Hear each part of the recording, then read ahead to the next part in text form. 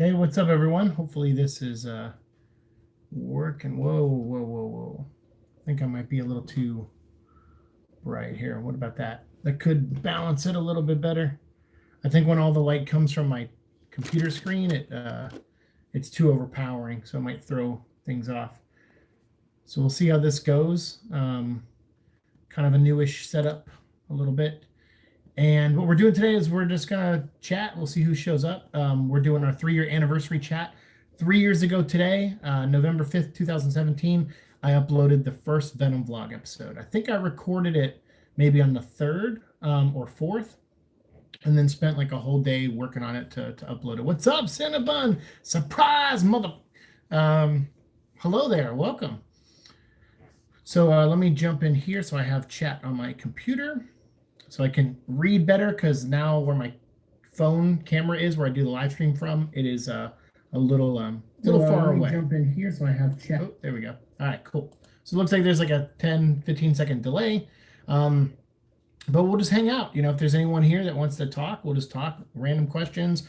Talk about Venom vlog. We can talk about life. We can talk about whatever you want. I'll probably stay away from the obvious politics right now. I'll probably stay away from all that, and we'll just kind of have fun and celebrate building this community for the past 3 years, which is awesome. I actually stuck to something that I started. I think that's one of the biggest problems I have sometimes is whether it's creative or whether it's, something fun like this and stuff, or this is both fun and creative sometimes. Whatever the reason is like, I feel like it's not like I burn out, but I feel like I run out of creativity. I run out of steam on stuff, and I realize, I'm not actually as good at this as I want to be. But this has been that one thing that I've stuck with for almost 600 episodes now in 3 years, which is amazing. I can't believe in just 3 years we're almost at 600 episodes. I mean, that's almost 200 episodes a year. I think it comes out to like 190 episodes a year that we've done for the past 3 years, which is pretty awesome. That's pretty great. That's over half of the year in episodes. So it's like almost like I do on average a video every other day.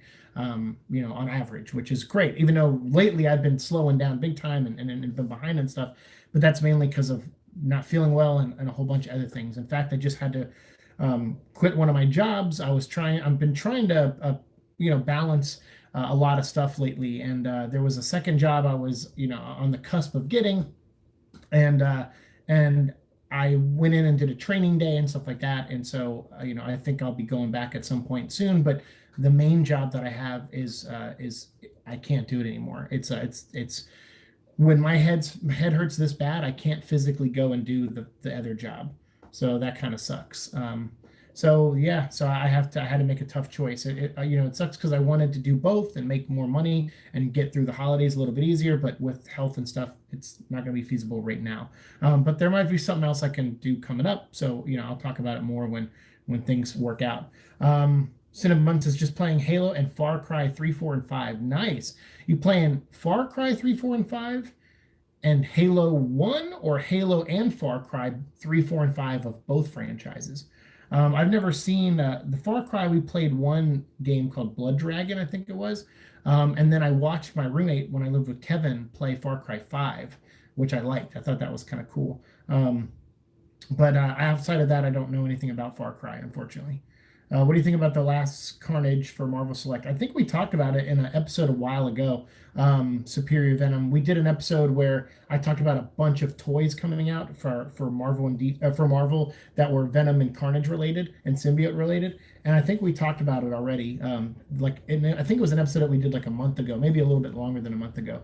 But it looks cool. I'm not gonna buy it because I like Carnage, but I don't want to have like 7 different Carnage figures. I don't like Carnage that much. I'll probably, the next time I buy a Carnage figure will probably be, I'm still deciding if I'm going to buy the one that came out recently, the Marvel Legends one that comes with the Build-A-Figure, because I really don't care about the Build-A-Figure either, the Venom Pool one, and I really don't care to have Gwenom or Miles as symbiotes, because Miles doesn't look cool. He looks like the Marvel Spider-Man cartoon Marvel, or Miles. He looks like that version. I like the version in the comics where he has like the 6 arms and he kind of looks like Doppelganger. I kind of like that version. So if they made that toy, I probably would have bought Miles. And Gwenom, I'm still on the fence on Gwenom. The reason I haven't got her yet is because of money. But I did get this one.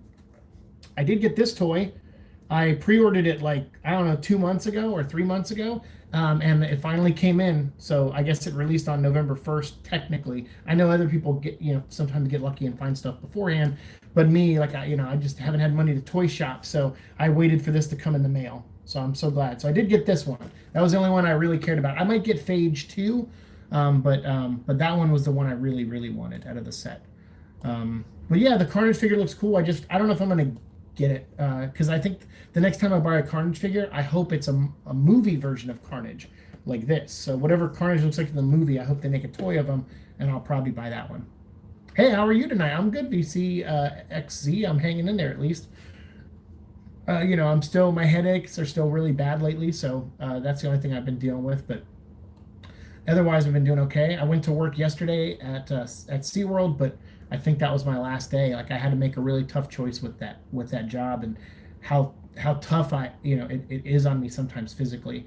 Because we had some days where it was like, I think I was there 13 hours one Saturday, and then the very next day, I think I was there for 12 hours, and it was just a lot. It took a toll on me, man. Um, how's everyone doing? Cinnabon wants to know. Afternoon. What's up, Swindle? Afternoon. Holy cow. Yeah, maybe your time. It's almost 11 p.m. my time. But hello there. Welcome. Both franchises. Yes, both franchises. Okay, for 3, 4, and 5. Gotcha. 3, but not Blood Dragon. Okay. I love Blood Dragon. But Far Cry 3, I've heard really good things about. Happy anniversary. Hey, thanks, Eddie's Mullet. What's up, dude?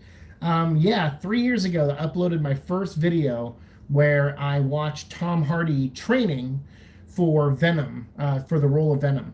And the thing about it, and let me I'm such a mess. I was actually laying down before I did this. I was like, I need to get I don't need to sleep, but I need to lay down for like an hour before I do this, just to kind of have enough energy to do this for like the next 30, 40 minutes.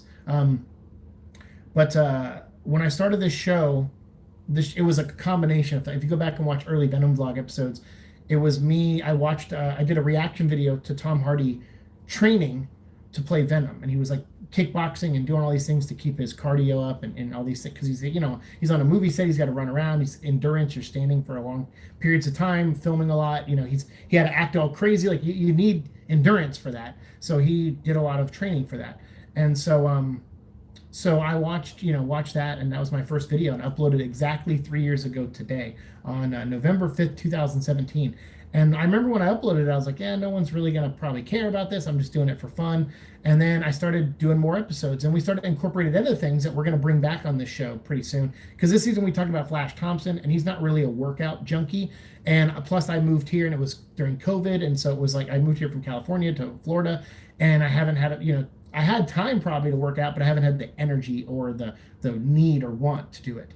But now when we finish Flash Thompson, next season we'll be going back to Eddie Brock storylines. And I figure, well, we'll probably go back to doing, so every once in a while you'll get a Venom vlog episode where the opening of the episode, before we even talk about Venom stuff, you'll probably see me cooking, or I'll be, weighing myself, or I'll be doing push-ups, or, stretches or something like that. We're going to go back to the fitness side of things and try to get in fighting shape to fight, Carnage when the movie comes out next summer. So yeah, I'm going to try to get back into the working out thing, and we'll start that up in January when season 5 of this show starts with episode 601. I don't know if it's going to be 600. Yeah, it'll be 601. So yeah, so when episode 601, we'll get back into that kind of stuff. So yeah, for those of you who like that stuff, back in the first season of Venom vlog, we're going to get back to it. I'll have my list down there on the bottom where it'll say my weight and the weight I'm trying to get to, and what exercises I'm doing to try to get there, and how I'm eating better to try to get there. So we'll incorporate all that stuff in, because like I said, that kind of fits in with Eddie Brock's kind of whole thing. He's a big workout junkie, and so I want to get back into that too. Hey, what's up, Christian Cotto? How's it going? I hope your writing's going well, dude. I'm never a fan when they use the same sculpt for Venom and Carnage. Me neither, and a lot of the Carnage figures feel like that. But that Marvel Select figure looked a little different, and I do like the long neck. Like, he looks like Freddy Krueger, kind of. But I'm still don't think I'm going to buy that figure. It does look cool, though. Oi, friend. Hey, what's up, Desmond? How's it going? Oi, oi. Swindle Productions, do you ever think it was a bit odd seeing how Matt Gargan was the new Venom for a while, even a ton of promotional material and other stuff? Do I think it's odd to promote a new character being Venom? No, I guess not if you want to make money off it. That's the big thing about those those ideas is when they do something like that, like Flash Thompson. I remember when that book came out, Rick Remender, who was kind of hot and rising up as at Marvel, like he was like a name that was rising at Marvel. They made a big deal out of that. They were releasing more Venom posters at that time, and that you could buy. I even have a couple of them with Flash Thompson. It's like Agent Venom's face and then Venom's face on this side. They were doing a lot more stuff with that character, and so same thing with Flash. It's like anytime they try to prop it up, and then when Eddie returned, they kind of made a big deal about that too, that Eddie Brock was coming back. So yeah, I don't know. And then when Donny Cates took over the book, same thing. They put out a lot of promotional material, posters, things like that. So I think it's kind of part of the job. Whenever you're releasing a book that you want to do well, you gotta promote it and release a bunch of promotional material. But right now, Venom I think is the #1 selling comic book almost every month consistently. So like I said, even though I'm critical of Donny Cates' writing, like how awesome is that? Like Venom is outselling most of their books, which is freaking awesome. I mean, so good for the character, and that's what I like. I like things that are good for the character. I want that toy. Yeah, I wanted this toy too. I think it's $20. You can still find it online in some places, and it is officially out in 3 days, I think, at Targets. I think November 8th is what they told me, but sometimes Targets release them early. They break street dates, so good luck, all that stuff. We're not talking about that stuff here, Nova. And if anyone asks about politics, I will just mute you, and because we're not going to talk about that stuff here. That stuff is not important to me. I don't care who you vote for, and you shouldn't care who I vote for. But we're not going to discuss that kind of stuff here. That's not the type of stuff we do on this channel. We don't cover it. Sometimes I go off on rants, I know sometimes, but I try not to. Like, I really don't like talking about that stuff. And people use it as a reason to hate each other. And I'm not going to give people what they want. Some people want a reason to hate me for things, and I'm like, well, I don't know what side of the fence you're on, but I'm sure whatever side you are on, you hate the other side. So we don't get into that here. So yeah, no politics. Thank you, Cinnabon. No politics. I'm not a fan of Spider-Gwen, but that Gwenom design is great. I like Spider-Gwen actually a lot, and I like Gwenom. I'm still iffy on getting the toy or not, but I do like playing as her in Marvel Future Fight.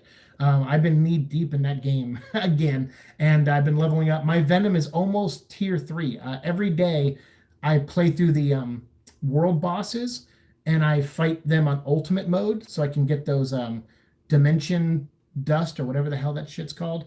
And yeah, I know. Yeah, don't worry about it, Desmond. Sorry, Nova. We're not going to talk about all that stuff. So yeah, so with Spider-Gwen, so I've been playing her as the game. And today I made her the leader of my team, like my 3-person team.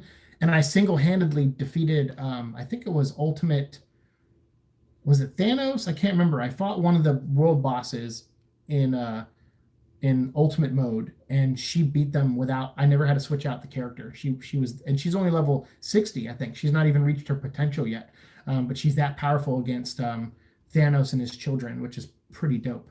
So yeah, I kind of like playing as her in the game. What do you think about the new Venom Hot Toys? Oh yeah, that's a cool one. Is that the big one from the movie that's coming out? It's like $400. I saw like an article on that on Google. But I saw the thumbnail, but I didn't go through and look at all the pictures yet. But what I saw in the thumbnail looked pretty cool. It was like he was like crouched over, and there's all these Venom heads coming out of him, like kind of the Madness style. And I'm down for that. Like, that's super cool. So yeah. 7 a.m. there. Oh, that's right, Eddie's Mullet. Eddie's Mullet, thank you for your service, sir. Is stationed right now overseas, I believe. So thank you for being here with us so early in the morning, Eddie's Mullet. Thanks for the happy anniversary, Cinnabon. I appreciate it. Yeah, politics are for bums, symbiotes are for kings. Yes. And by the way, speaking of that, the only thing I'll say politically is that you might see a video coming up that that is kind of political, but not in the way you think, and not like in a way that will offend. I mean, who knows? Everyone gets offended about everything. But it's fun. Like, I've been working on it behind the scenes, and I got to do some voiceover to it. I just haven't felt good enough to get my voice clear 100%. But I'm gonna make something fun for the Venom vlog that deals with politics, kind of, but like in a goofy, like satirical kind of way. But I hope you guys might like it, and it might lead to some T-shirt designs And then I also hired an artist recently, and she's going to do some designs um, for some stuff I'm going to use on the channel. But I told her that I might make some of those designs t-shirts also, and then if we sell any, that I would split the profits with her. So as like an extra way of extra payment for her hard work. So I don't know. You'll see some stuff coming up next season on the show, but that's what I wanted to do. I wanted to make some like Venom vlog merchandise, but I can't really do that because I can't use the word Venom, and I can't do anything that clearly looks like a symbiote. Like even my logo, it's like my face, my friend PJ drew my face turning into a symbiote. Even that's too close to looking like Venom to where I would get in trouble. So we came up with some designs that look, similar to what, is representative of this show, but adding some stuff to it, that makes it different. So we might do some of that like for 2021. Because I've actually had a few requests for that. And me personally, I would like to start making shirts that I wear myself, because right now I wear like other brands. Sometimes I'm doing a Venom vlog with a Superman shirt on and stuff. And I would like to wear shirts that like say Venom vlog, or not Venom vlog specifically, but are Venom vlog related. And you'll see what I mean when I work out the designs of the shirts. But I don't want to talk too much about it right now, but just know that stuff like that is coming. No, not a joke, but what training did he do? Cardio. I think I mentioned that earlier. He runs a lot in that movie. He's jumping into lobster tanks. He's fighting. There's that scene in the apartment where he has to fight the guys in the room. Even though there's CG added to it of like the symbiote moving around, he still physically is moving around, kicking, lifting a weight with his foot to throw it at someone. Obviously, it's not a real weight. It's like, paperweight kind of thing, but it's still a lot of physicality. He has to jump out a window, and he's bungeed from the roof, and he has to go down and swing across a building in one scene. You have to be insured to do a lot of those things. I mean, obviously, he has a stuntman too, Jake Tamori, but you have to be insured to do that. So you have to pass a physical to be in a movie where you're an action star, whether there's a ton of action or not. But even scenes where he's like running through the woods, they have to make sure he has the lung capacity to do 20 takes of him running through the woods if he has to. So he did kickboxing and a bunch of things like that to keep his cardio up and, to kind of control his breathing and heart rate. So yeah, that's like, you need to do that stuff for movies, whether you think, like it's not like Van Damme, doing high kicks and stuff like that. Sure, it's not maybe that kind of training, but you still have to be cleared healthy wise to do a movie, obviously. And so that's the kind of stuff he did. So you can go back and watch that video. He's basically kickboxing is pretty much what he's doing, but it's to build up his cardio. And he wanted to be in shape, for the role, because, as someone who's almost 40, years old, it gets harder and harder to put your body into a shape where you have like, abs or muscles and stuff. It can get harder and harder. So especially when you don't want to use substances and stuff. So you gotta do that. You gotta do all that stuff. There's a Disney Store exclusive Marvel Select Carnage that looks pretty cool. I'm debating getting that. Yeah, we were talking about that earlier. You might have missed our conversation. We started the show with a little bit of that. But yeah, we were talking about that. I don't think I'm gonna get it, but it does look pretty cool. I like the long neck head that it comes with. I saw Symbiote Spider-Man when I was 5 or 4, which was the first time for me. That's why I love symbiotes. They're so cool. I love symbiotes too. Yeah, and the designs I'm working on with Chris. She's the one who's going to be drawing these drawings for us. She's very talented. I really like her style, and it's very like it's kind of like anime influenced a little bit, but it's kind of its own thing too. But I kind of pitched her some ideas for something that is representative of you guys. I didn't want to do a shirt with like my face on it. I wanted to do a shirt that represented all of you, So, and I wanted these things to be used in episodes, like, that I could put on the bottom lower thirds and stuff. So, yeah, I'll have more of that for sure. It was the one role I've seen him in when he's not in shape. Yeah, I mean, he is in shape in that movie. So I don't know. I mean, maybe we watched 2 different movies, but he's in shape in that movie. So yeah, I mean, maybe not Bane shape, if that's, he's not A shape.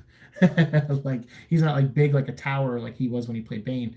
But yeah, he's pretty in shape. And I mean, as someone who was standing right next to him on the set of Venom 2, he's also in shape in that movie too. So like he's lean, he's kind of cut. So yeah. I got here because of the Matt Gargan Venom vids, and ever since I loved watching the channel. Hey, I appreciate that, Swindle. Do you so are you a Matt Gargan fan? I know I don't, we kind of talked all about Matt Gargan and did all of his episodes already. I did recently squeeze in this season the fight he had when he was on the Thunderbolts versus Moon Knight, and then we also covered the Beyond storyline, which I really liked actually, by the late great Dwayne McDuffie. So that was fun. It was fun to go back and dip back into the Matt Gargan stuff and see a little humanity in that character, which was great because I felt like some of that stuff lacked that, but that was kind of the point of the Matt Gargan stuff. But that's cool that you've been here since then. That's awesome. So that's season 2, which is great. I think that was season 2. We jumped into Matt Gargan, or maybe it was season 3. I think you know what, it might have been 3. I want to work out, but I don't have good enough motivation. I don't either. That's why I'm hoping doing the show and having to come in and weigh myself every episode and tell you guys what I weigh. That motivated me. If you go back and watch the first season, I think my goal was I wanted to get to 191 or something like that, or 188 or something. And I got down to like 194. I think I got really close to my goal. Because the thing is, I was over 200 pounds and I had never really been over 200 pounds in a long time. I always hover around 195. So when I got over 200, I was like, and right now I think I'm at like 210. I'm like, yeah, I gotta shed like 15 pounds. So we're gonna try to do that. We're gonna make that our goal. I'm gonna try to set my goal to be down to 195, and we're gonna try from the second we start season 5 of the show, from then until in July when Venom 2 comes out, Let There Be Carnage. So I got like 7 months. So for 7 months, I'm gonna try to lose 15 pounds and keep that 15 pounds off me until the movie comes out. That's my goal anyway. PS5 or Xbox Series X. I mean, I tried to buy an Xbox because they had that payment plan, but they sold out too quickly. PS5 I would like to have because I've grown a pretty large digital library of movies and video games on my PS4, so it would be an easy transfer for the PS5. But I have like 120 games on the PS4 digitally, and then I have 230 something games on the Xbox One. So no matter which system I get, it's an easy transfer of games, so I'll have stuff to play on day one. But PS5, I don't want one until Resident Evil 8 comes out. That's when I'm waiting for that. And Xbox, I don't want one until Halo Infinite comes out. So whichever one comes out first of those is when I'll buy those new systems. But for now, I'm okay with not having either one because the only game I want to play is Miles Morales, and I can play a PS4 version of it, which I'm fine with because I'm just there for the story. I don't need the ray tracing graphics. I don't need all that stuff right now. I can get it later when I have more money. But right now, I might have enough money on my next check to get Miles Morales, so I'm going to try to get Miles Morales for PS4 when it comes out. I think I have enough money. We'll see. Because next week I get my last paycheck from my current job and my first check from my new job, but both are going to be very small. So we'll see what I can do. Working out during the pandemic is a pain. Have stuff at home, but it's not the same as a gym. That's why I kind of have been okay with not doing it too much this year, is because, I don't want to sit here. I stretch here like 3 times a week because I injured my back a few years ago. So every week I have to stretch 3 times a week. So every week I have to do that. So I've done that, but that's about all I've done. I'm getting a PC this Christmas, maybe the thing I'll get due to financial problems, but I'll be content. Hey, that's good. I mean, I know a lot of people that aren't going to have Christmases this year, which is really heartbreaking. So yeah, I mean, enjoy the new PC. Hopefully you get to play some games on it. Hopefully you stream some things too. That'd be awesome. At some point I got to get a gaming PC, but right now I'm happy being a console guy. I just don't have a ton of time to play video games. So yeah, but it's something I always regret because I did start a Twitch channel a couple years ago, like 4 years ago, and that was doing really well. I got up to like 500 followers, and I was doing pretty well over there. But I just haven't got back into the gaming stuff too much. Just on Tuesdays, sometimes me and Lonely Symbiote and our friend Sean, we play Monster Hunter, but we just beat it recently. I think we have one more side mission we're gonna do, and then after that, I'm gonna find another game to play on Tuesdays. So, but assuming I have Tuesdays off, because I don't know what the new job will bring. So. See what happens when you put amazing artists on a series. People don't pay attention to the words. Yeah, exactly. My Venom is tier 3, rank 8 now. Nice, dude. My Venom is almost tier 3.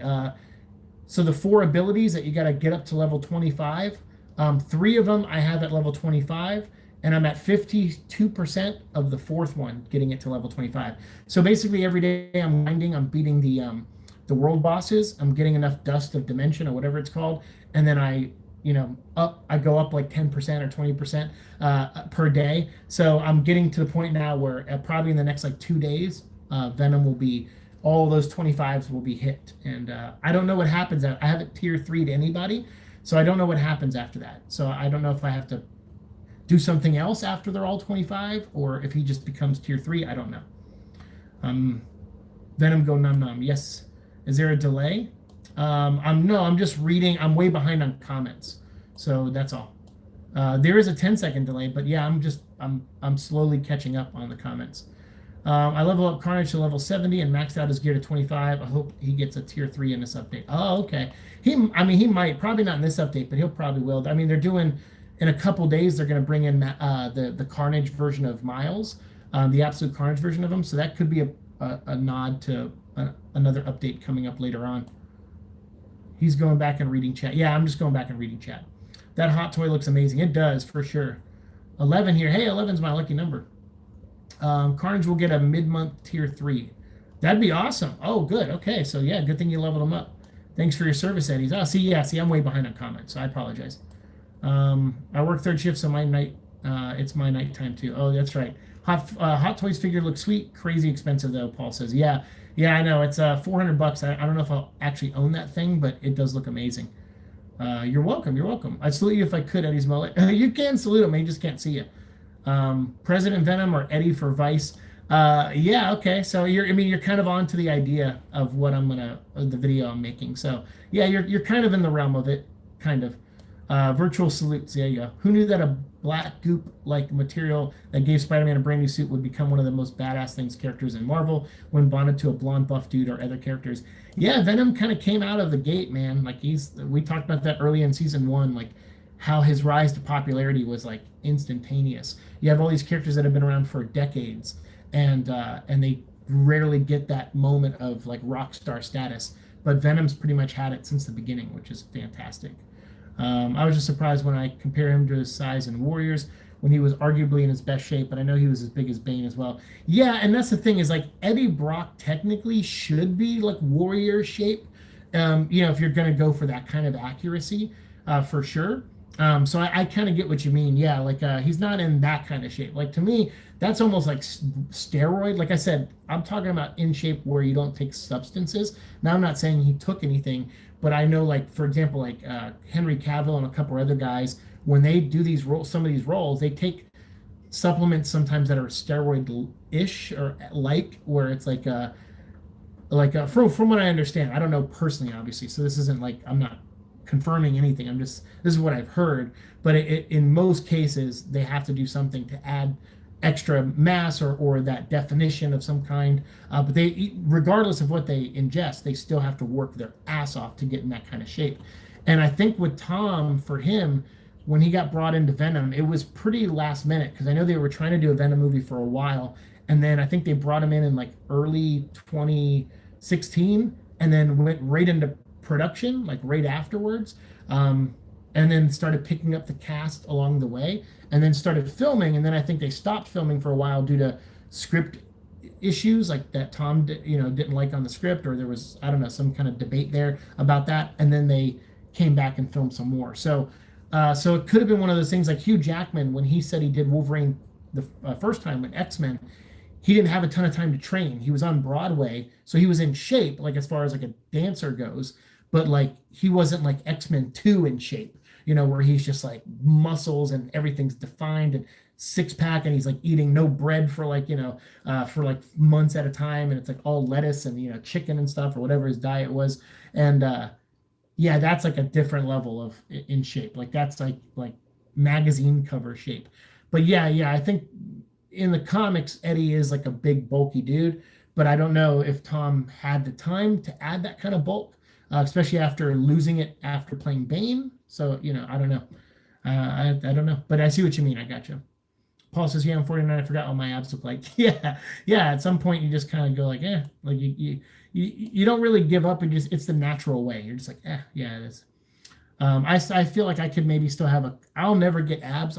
Because I used to work out in high school all the time. And I never had abs, but that's because my build is not like that. My build is like my neck gets really big. So it's like all the meat goes right here. So like this, like, because I'll do a lot of things that work these muscles. So I kind of get a bulldog frame, but my stomach will get flat, but it won't, like, you won't see abs through it. It's like, so I've never had abs, but I've gotten, like, you know, in shape before. I'm imagining Venom protecting a child from Carnage by spearing Carnage through a high window, and the child has headphones on, so he doesn't notice. That'd be pretty. That's a cool scene. I saw Tom Hardy back in February, and even with a jacket on, he looked buff and fit.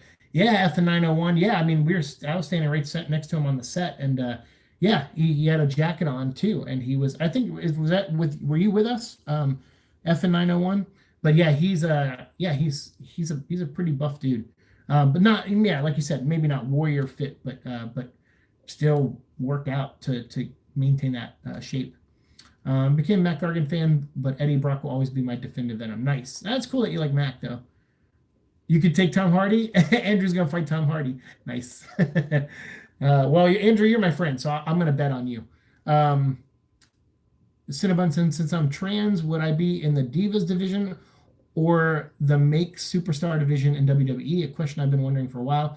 That's up to you. Yeah, you decide what you are and what title you'll have. You know, like with the WWE. I mean, that's I don't know. I don't watch wrestling. I have a friend named Leva that I mean, we're not buddies, like we talk all the time, but you know, occasionally when I was on social media, I would write her, see how she was doing and stuff, and she wrestles and stuff.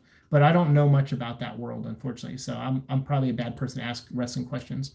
I can't wait for God of War Ragnarok. Yeah, me too. Especially since I finally finished the first game this year. And I still have my review of it. I haven't finished editing it yet, but I did start it a while ago. I'm just not going to have any time to work on videos probably for a while. I have to rest a lot. And when I'm not resting, I'll probably, try to get more hours at this new job since I just lost my main job that, paid all my bills. So we'll see what happens. Oh, don't be sad, Andrew Baxter. Been hearing bad things about Halo Infinite development. Hope it's good for the fans, but still, I've heard that too. And they've lost 2 directors now, and it's been a whole nightmare scenario. So I hope 2020, right? like what has gone right for people this year. I mean, some people I've actually talked to said, hey, I've actually had a pretty decent year this year, and they feel guilty about it. I'm like, hey, don't feel guilty about it. It's good to know, for me at least, that someone out there is doing good during this time, because it makes you, I don't know, for me it keeps hope alive, because I'm like, yeah, there are days where I want to give up sometimes, and this year's been really brutal.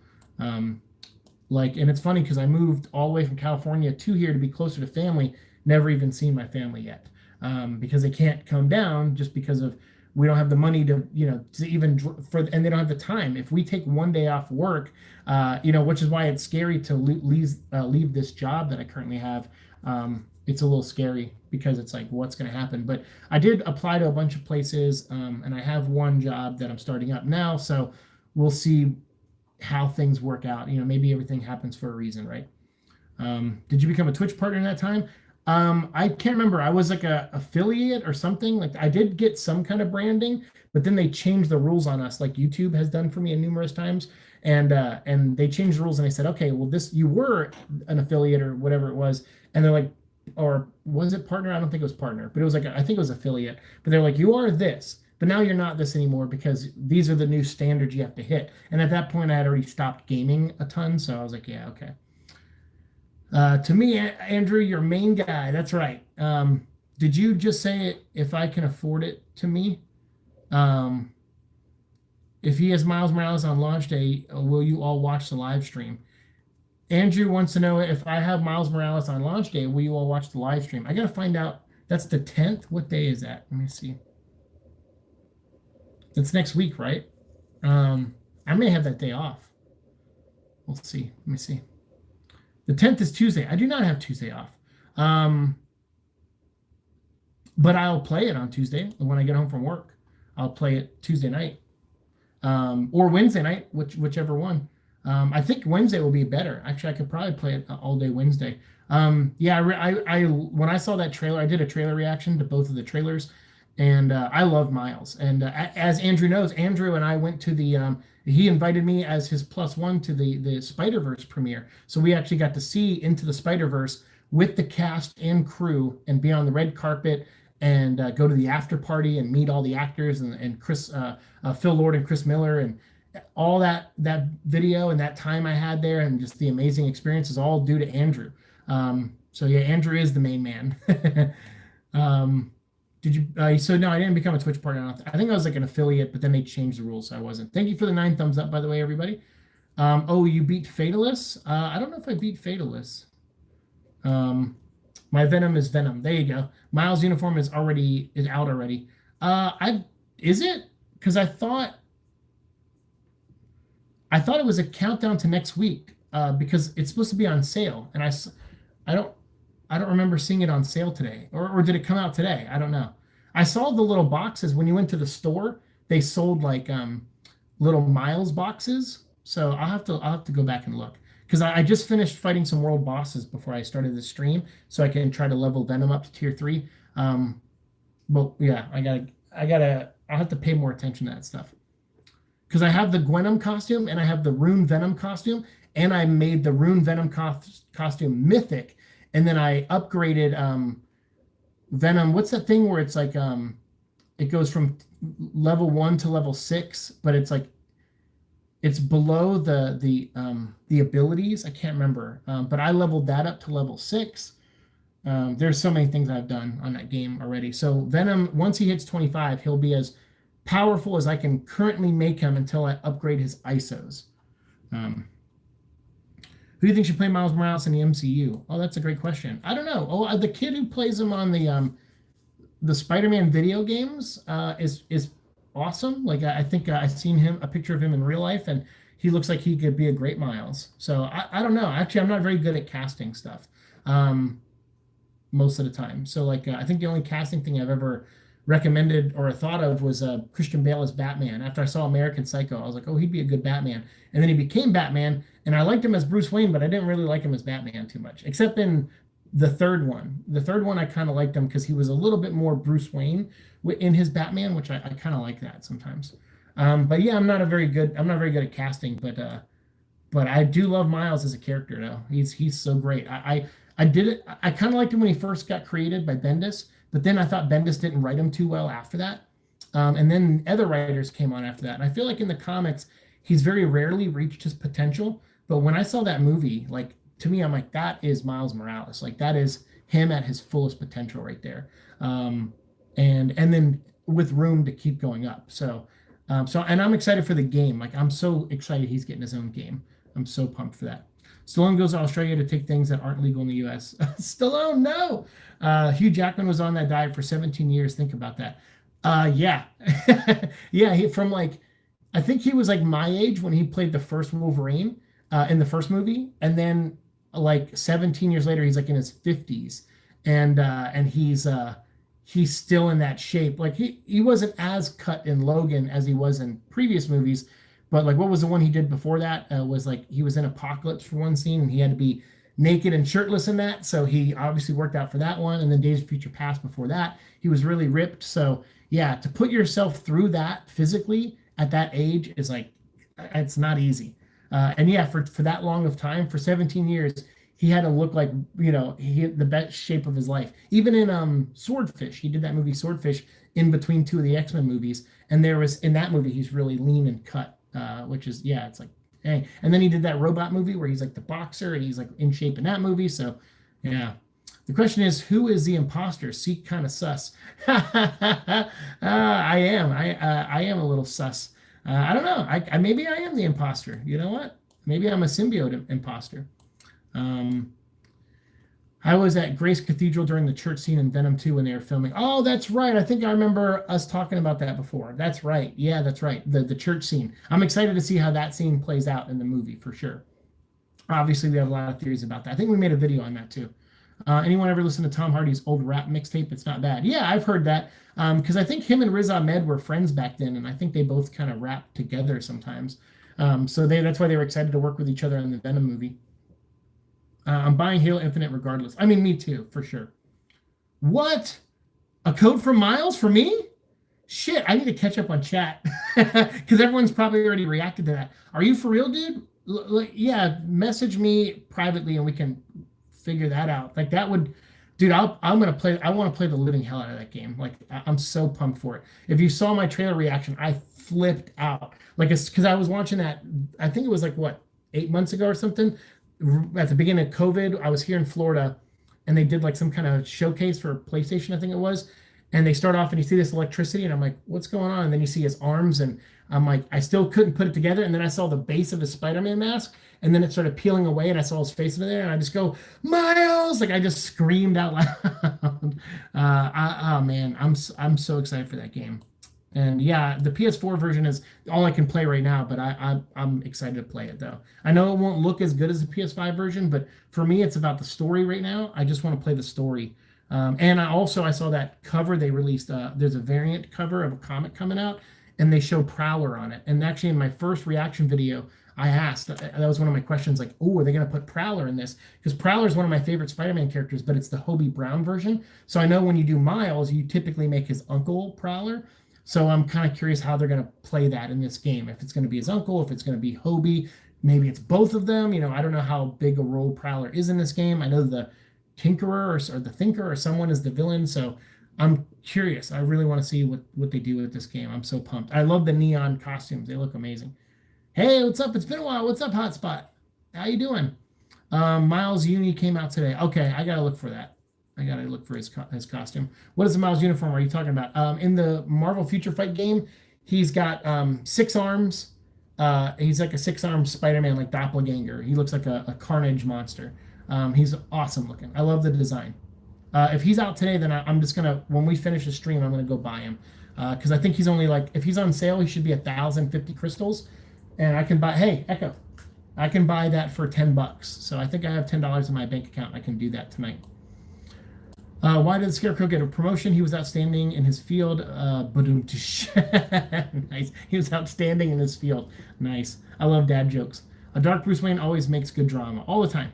Yes, it's true. Yes, I am all about dark Batman storylines. I want Batman Who Laughs live action. Oh yeah. I can't finish Death Metal. I got really bored reading Death Metal. But I don't hate Batman Who Laughs as much as a lot of people do. I don't love him, but I do like the concept of an evil Batman. But like when I was growing up, we had Owlman. He was like the evil Batman. He was from Earth 3, I think, or Earth 2.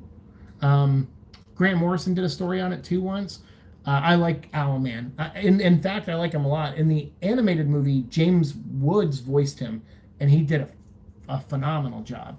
A phenomenal job. He was great. If Maximum Venom is the last season for Marvel Spider-Man, then it's kind of sad to see it end. Yeah, but I have a feeling if this is the last season, we're going to get some cool stuff.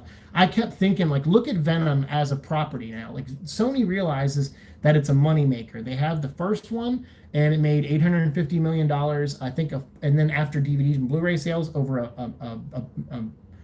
$1 billion. And that's like a $900 million profit. And they released no merchandise for that movie.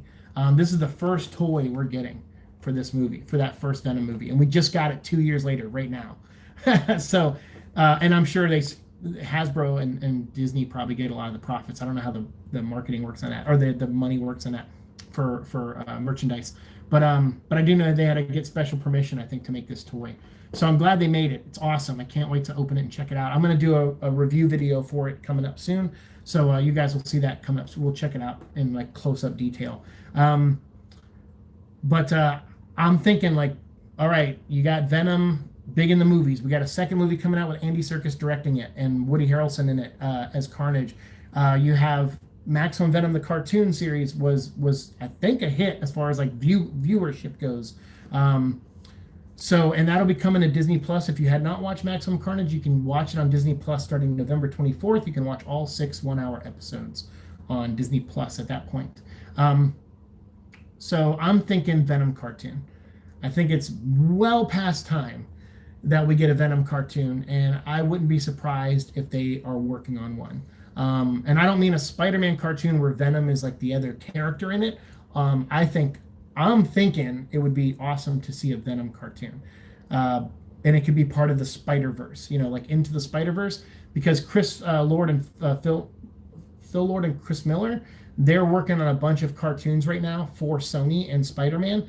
So that's why I think this show might be ending. I don't know for sure. This is just my theory, but I'm thinking this might actually be the last season of this show, and that they're going to develop like a Spider-Gwen cartoon and maybe a series of shorts with Spider-Ham. I don't know. Like, I think they're going to do a bunch of stuff like that and have those kind of tie into the Spider-Man cartoon universe. And I think that would be awesome, because I would love to see a Spider-Man 2099 show, a Spider-Gwen show, and a Venom show. And then maybe even a Miles show, or fat old Peter Parker show, where he's, from the movie, where he's like, chubby and older. All of that. I would love to see all of that as TV shows. And then come back together for Spider-Verse 2. But I don't know, cartoons take a long time to make, so I don't know what they're working on. But I would love to see a Venom cartoon. I think that'd be badass. I only remember Halle Berry from Swordfish. Well, I mean, that is probably the best part of that movie. Yeah, Halle Berry, I was a kid and was pretty happy. You do know the company I work for owns Insomniac Games, right? I do. I know I do, and I do, and but it's a blind spot sometimes. Like, it's like, but I forgot we did an episode where we talked about them buying Insomniac, and then but I forgot. So yeah. So it's like, yay, I do remember, but I also forget. You'll be playing on PS5? Nice. Everyone better watch your stream. If you guys, would you guys watch my stream? If I play Miles Morales the first week it's out, and I live stream it every night next week, when I get home from work, I'll play it every night on my second YouTube channel. I have a second YouTube channel called Spitting Venom. If I live stream it there every night, would you guys watch it? Andrew wants to know. Andrew, uniforms for Miles and Marvel Future Fight. Yeah. He's talking about something else though. But yes. You're answering the earlier thing. I'm sorry. Yeah, I'm still so far behind. Echo has arrived. Yeah, he's here. He's always here. Echo, I was about to ask about him. Yeah, he's here. Owlman. Yeah, I know. Yeah, not everyone's a fan. Echo, you want to come here and say hi? Come here. I got Echo a present. Oops, sorry. Hey. Oh, sorry. He went under the couch, so I can't get him now. But I got him a chew toy. They sell these at Walgreens. They were like $10, and it bends and everything. It's pretty cool. But I got it for him, and he actually didn't chew it. I think he's so used to seeing Venom's face all over the place that he actually laid on top of it and actually nurtured it or cared for it, as opposed to rip its face off like he normally does sometimes. But yeah, he went under the couch, so I can't get Echo's YouTube channel idea: Howling Echoes. There you go. The Venom bark.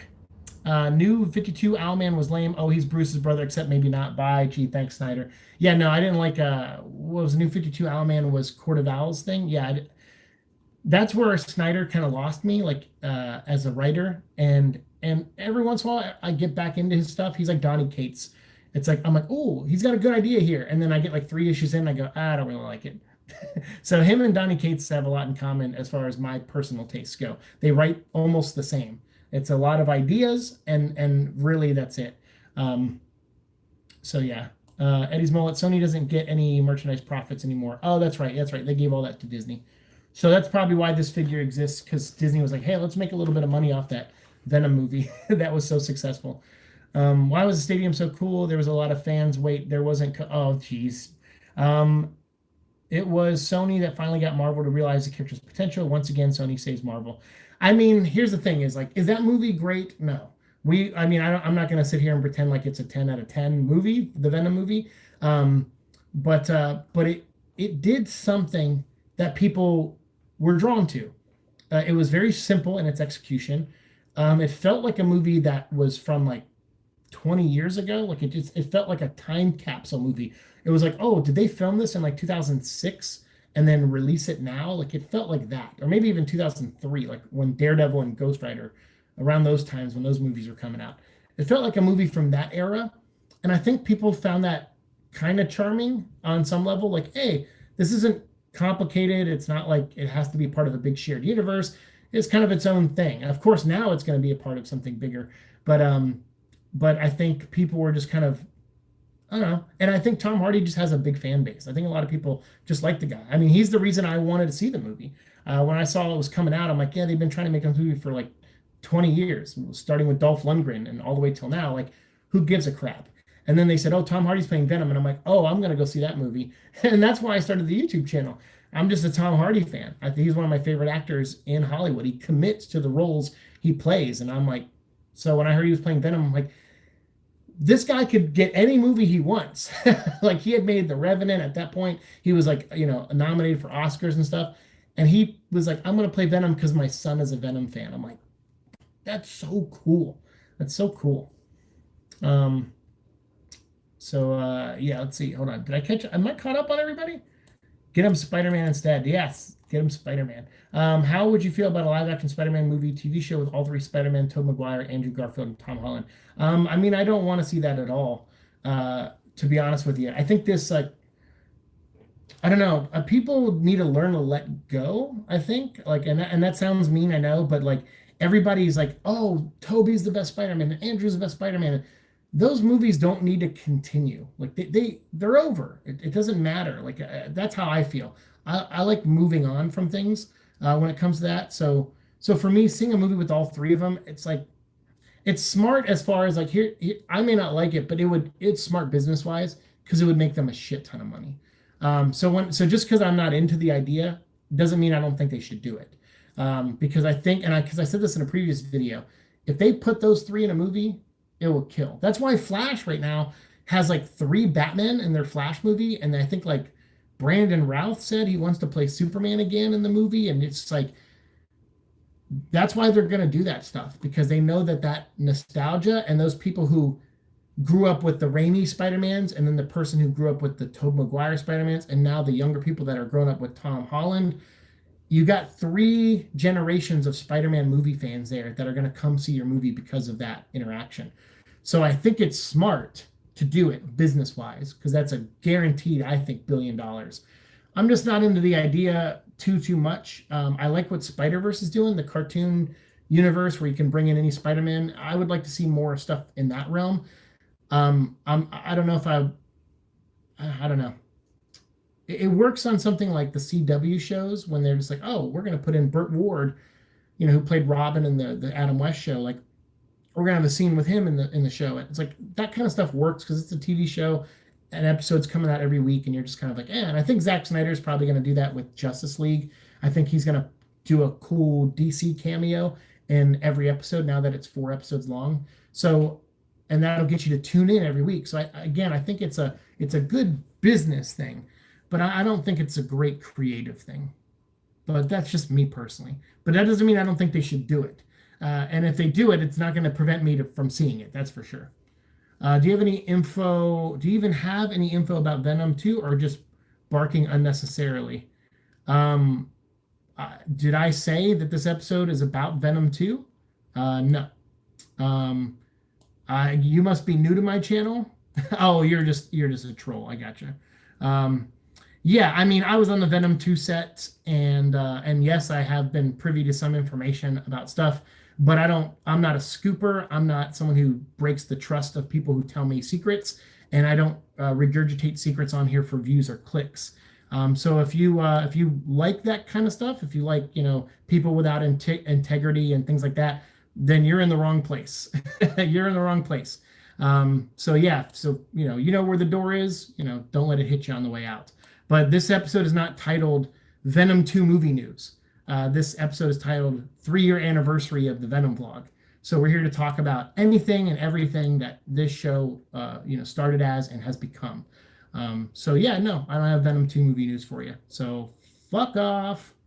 This crossover thing is a cash grab and another member berry moment for Disney. Yeah, member berry. That's right. That's the term. Where it's like, remember this? Remember this?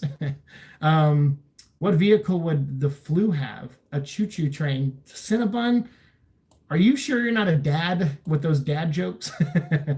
Classic or Ultimate Venom? I mean, obviously classic.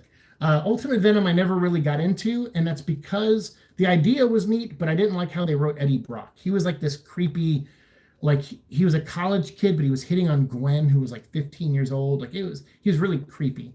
I didn't really like that version of Eddie. It was definitely different, but I didn't like it. So I don't like Ultimate Venom for that reason. And there's no communication. There's no like Venom talking to the symbiote. Like I like that stuff. If you watch my recent video where I talked about Flash Thompson being Venom, he's working for the Secret Avengers. There's not a lot of banter between him and the symbiote, and that's the stuff that makes that character awesome. Like when you have the symbiote and the human interacting, it becomes like a buddy cop kind of thing, like a story with those kind of characters, like bouncing things off each other. So it's like a buddy cop, but both people are in one body. So I think that's awesome. That's what makes those characters unique. So when you take that away, I'm like, what are you doing? Like the whole point of this is that they talk to each other, and they disagree on biting people's heads off.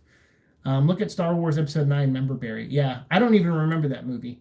I saw it one time in the theater, and I was like, okay. Oh, the Emperor. I think the Emperor comes back in that movie. That's right. I think that's what happened. Don't care for shared universe anymore. Just focus on telling a good standalone story. You could still do crossovers. It's comics. Just travel through dimensions. I mean, it's pretty easy. You can easily, and they're going to set that up with Doctor Strange probably. So yeah, for sure. Hey, what's up? The worst senpai. What a great name. Hello there. Siike, you just need to kick that person. Whatever. They'll go away. Go check out We Got This Covered. Oh yeah. But that's like the worst website ever. Yeah, there's people that like We Got This Covered. There's so many places out there you can get bullshit from. And they'll lie to you. They'll just come out and lie to you. And they won't tell you anything of fact or anything. And that's the thing is like, I usually ask people if they tell me something, I go, should I talk about that? And they go, like, I've actually had someone go, yeah, you can say this to, your viewers. And I didn't do it because I'm just like, I don't care. And plus I'm not here to be a scooper. That's like a different group of people that like, they wake up in the morning and they go online and they research and they send emails out and they're trying to be the first person to break a piece of news. And I just don't care. But it's funny, if you go back and look at my channel, there's a ton of news that I broke that no one covered, like casting, and things like that. Like there's especially for Venom 2, there's so many actors we talked about that are going to be in the movie that no other website made articles on or nothing. Even during the pandemic when news was slow, I'm like, man, I have all this information. You guys just like, I found easily on the internet that you can't fully verify, sure, but that doesn't stop those sites from doing it anyway. But it was the same tactics we used when we broke some stories from the first Venom movie. And I was like, hey, we were right last time, so let's try it again this time. But yeah, nobody watches my show, so that's the problem. Nobody really watches my show. What about Venom from the Ultimate Spider-Man game? That was fun because you just ran around the city in 8 people, which was awesome. Yeah, I like that a lot. I want to be a mom when I move out, so dad jokes, oh, the irony, are much more fun to me. Yeah, dad jokes are awesome. There's this, when I was working at my last job, there was a person I worked with, and she would always hit me with a dad joke, and they were awesome. She would always make me laugh. I'd rather not remember Episode 9. Watch Mandalorian recently. So great when Star Wars is good. Yeah, I'm a big fan of Dave Filoni's Star Wars stuff. I love the Clone Wars cartoon. I love Rebels. In fact, actually, we don't really talk Star Wars on this channel that much, but I got some Star Wars figures. I got Chopper. I got Sabine Wren. I got Hera Syndulla. Echo, you okay? I heard him cough. I have Ahsoka Tano.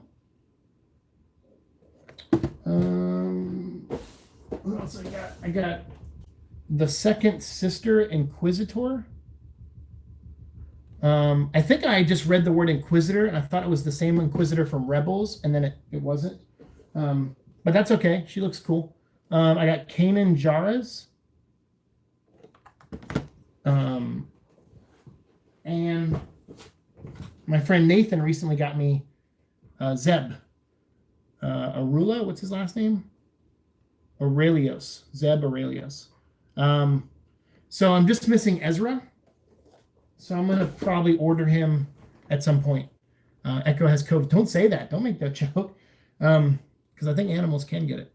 So I have almost the whole Rebels crew. And then I also need to get Thrawn, Hondo. Was Cad Bane? I know he's in Clone Wars, but was he in Rebels at all? If not, I don't need him. But I need Thrawn, Hondo, and Ezra, and then I'll have the complete Rebels set as Black Series figures.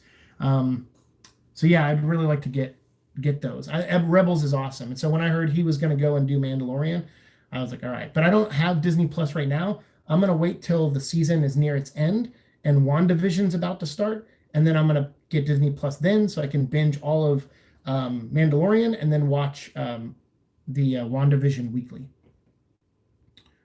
That's why I sent him there. Nice. You are not someone like Grace Randolph. I mean, she is cool, but she can be rude and obnoxious about her scoops. I appreciate just talking about movies as a fan, not just trying to be first scoops. That's the thing is I like being like the whole point of this channel is like the one thing I gravitated to when I started this channel was they did Brazil Comic Con like in December of 2017. So a month after I started the channel, I did I did Venom Vlog episode 1, and then I didn't do a second episode until like uh I did the first episode November 5th, so it was 3 years ago today. Then I think I did the second episode December 2nd. And then I think soon after was Brazil Comic Con. And what I heard at Brazil Comic Con was all those people going, chanting, "We are Venom, we are Venom." And I loved that so much that I added it into the intro music and had it at the end of the intro music. And I thought that was when I go, okay, that's how we're going to do this show. I'm not going to use any connections I might have or any connections that I gain over time and use that as a way to like get to just pump information out there. That's not my goal. My goal is to be on the same level as the fans because we are Venom, so we're all equal. So I don't like to be like this, a lot of YouTubers out there, they just want to get that scoop or get that news out there. Same with bloggers and stuff. I just don't play that side of the business or whatever they call it, that side of the how they do things. Like I just like to talk about things. If I find a piece of information that looks like it's public information, like anything on IMDb or anything like that, I'll share it. If I see an article, we read it on the show. We're more of a reaction to news as opposed to breaking news. But sometimes we have broken some things that turned out to be true, like Melora Walters being in the first Venom movie. That was something we kind of broke on this channel, and no one wrote a single article about. And then boom, like she was in the movie as the homeless woman that Eddie Brock befriended. So yeah, I mean it's fun to have some of that stuff, but that's not why I'm here. So yeah, and I think sometimes you start drinking your own Kool-Aid when you get to that Grace Randolph level, where you're like up to 1 million subscribers, and you just start thinking everything you put out there is like, like the gospel, I guess. And it's like, well, we talked about this before. The other reason sometimes people give me information and I don't share it is because I was literally on the set of Iron Man 2 when Iron Man 2 was being filmed. It was before Disney had fully merged in with the Marvel stuff. So I think they were about to buy them when Iron Man 2 was being filmed, but they didn't, I don't think, bought them yet. I can't remember, but it was really close. It was around that time. And I was working at Sony and Culver City. And on Soundstage 20, I think it was maybe, they were filming Iron Man 2, and they were filming the ending of Iron Man 2, where there's like this waterfall coming down. Soundstage 20, I think, is like the size of a football field or close to it, because they also filmed American Gladiators in there, which I also worked on. And there was like, so it's a big arena, and they built this like waterfall, and then there was like all this grass. There's a big green screen that went around the whole room, and then there was all these robots parts laying all over the place. And then there was War Machine and Iron Man, and you just saw them doing this, like, blasting and stuff. So it was cool. Like we got to see that, but then like the guy who was giving us the tour, he was like, "Oh yeah." I'm like, "So what's with the blue screen? Like you're gonna just have like, is something gonna be exploding up there or something like that?" And he's like, "Oh no, I think they're gonna put like a dragon up there." And I'm like, "A what?" And he goes, "Yeah." And he goes, and I go, "What's this place? Like this, what are we standing on?" It turned out to be the Stark Expo, and it's like a greenery area at the Stark Expo. But what he thought it was he's like, "Oh, this is like some kind of Chinese tea garden." And I'm like, "Chinese tea garden and dragon?" So immediately me and my friend were like, "Dude, is Mandarin in this movie? And are we going to see Fing Fang Foom?" And he's like, "What?" And I showed him a picture of Fing Fang Foom. I was like, "Yeah, it's like a dragon that, sometimes shows up in Marvel Comics." And he's like, "Oh, cool." And I go, "And yeah, they mentioned the 10 rings in the first Iron Man movie." So we were on the set talking to someone who was working on that set, or at least in that part of it, or, gave us access to it. I don't know exactly what he did, but he was telling us these things. And then imagine I was some kind of blogger, which I couldn't be, because if I worked for Sony, I wouldn't be able to say any of that stuff. I would have been, they would have fired me on the spot oh, sorry. It went away for a second. Should be back now. So me and my roommate were, Like we were working together, and so we were like, dude, Fing Fang Foom, are you kidding me? And then the movie comes out. It doesn't have a dragon in it. It doesn't. It's not a Chinese tea garden. It's none of that stuff. So that's what I mean. Like when you get information from people, and then you go out and tell people, even if it comes from a source where you're literally on the movie set, you can still get that information wrong. And so I just am like, you know what? I'm not in that game. I don't want to mislead people. I don't want to do all that shit. I just want to, if I know something that I can find publicly, we'll discuss it. If I see an article, we'll react to it and talk about it. But that's it. That to me is just the safest thing. And I'm not here to make waves. I already had one person at Sony contact me and say he didn't like one of my videos, because I think it was about him or something. And he was like, hey, you were too complimentary to me in that video, and I got to be very careful with stuff like that existing, or whatever he said, because it is a business, and he doesn't want people to think he's like an egomaniac. And I'm like, okay. So he asked me nicely, and I'm like, yeah, I'll take it down. And since it was an episode I couldn't replace, we did the -1 episode, and then I was like, okay, so that means in season 2 we're missing episode like 168 or 178, something like that. But then I added the -1 episode. So then there's still 150 episodes in season 2. So yeah, it was an easy fix. I was like, yeah, it doesn't matter. At the end of the day, I'm not here to piss people off. That's basically what it is. Very cool figures. They give me PTSD. Work at Walmart. Collectors descend on Black Series like starving animals. Yeah, and actually what I've noticed a lot more now that I live here in Florida, because there's a lot more Walmarts and Targets, I notice a lot of things where it's like you'll see this box, but inside will be like a Captain Marvel figure, and no one notices. Like people who return these, like the people who work at Walmart, they get it and they just go, oh, okay, and they're like, yeah, here's your $20 back or whatever, and then this goes on the shelf with a Captain Marvel figure in it, and then I'm walking by. I love it. I think it's the funniest thing. It's like I go, because I'm like, what an idiot. Like I get it. Not everybody knows this comic book world like we do, but it's just so funny. You see a box that says Venom and it shows a picture of him on the side, and then you see Captain Marvel in there. It's just like, I don't know. It's funny to me. Yeah, weekly release of shows. Yeah, I mean, I know we're not used to it anymore, right? We're kind of spoiled now. Dogs can get COVID, and yeah, no, hope he doesn't get. Yeah, I know. I don't want it. Yeah, you're good, right, Echo? Yeah, he's good. He's chewing on his toy. The thing, he coughed because he was chewing on a toy and like a piece, or chewing on like I call it a toy, but it's actually like a rawhide bone. I think a piece of it went down the wrong pipe. Hope you guys stay safe in all seriousness. Hey, no problem. You too. Same to you. Oh man, Fing Fang Foom would have been awesome. I got a scoop for you. Andrew says PS5 release next week. Don't tell anyone. Oh, I just repeated it. I'm sorry. Dang it, Andrew, you got me. You leaked private information. Maybe not in Iron Man 2 though. No, probably. I mean, who knows? Maybe we'll see that in Shang-Chi. I think they're gonna do Shang-Chi and the 10 Rings. So I think they're going to bring the real Mandarin in, not the Ben Kingsley one. Because now that we know they did that short film after, the retcon short film, I call it, after Iron Man 3 came out, they made a little short film on one of the other Blu-rays where Ben Kingsley gets like kidnapped from prison by the real Mandarin. You don't see who the real Mandarin is, but yeah, it looks like. So Shang-Chi might be fighting him. That'd be cool. I would love to see that Shang-Chi fighting Mandarin and Mandarin have Fing Fang Foom. That'd be so awesome. Hey, have a good night, Hotspot. It's getting cold, but I'm burning up. I turn on the fan and get cold, though I'll never freeze. Don't freeze. Don't be Mr. Freeze. Venom is a symbiote. Don't leak it. God dang it, I'm reading the comments. What are you doing to me? Shang-Chi Marvel Legends images are starting to pop up. Oh, nice. Yeah, because they were filming that, right, for a while. Makes me mad that we will never see Iron Man versus Mandarin.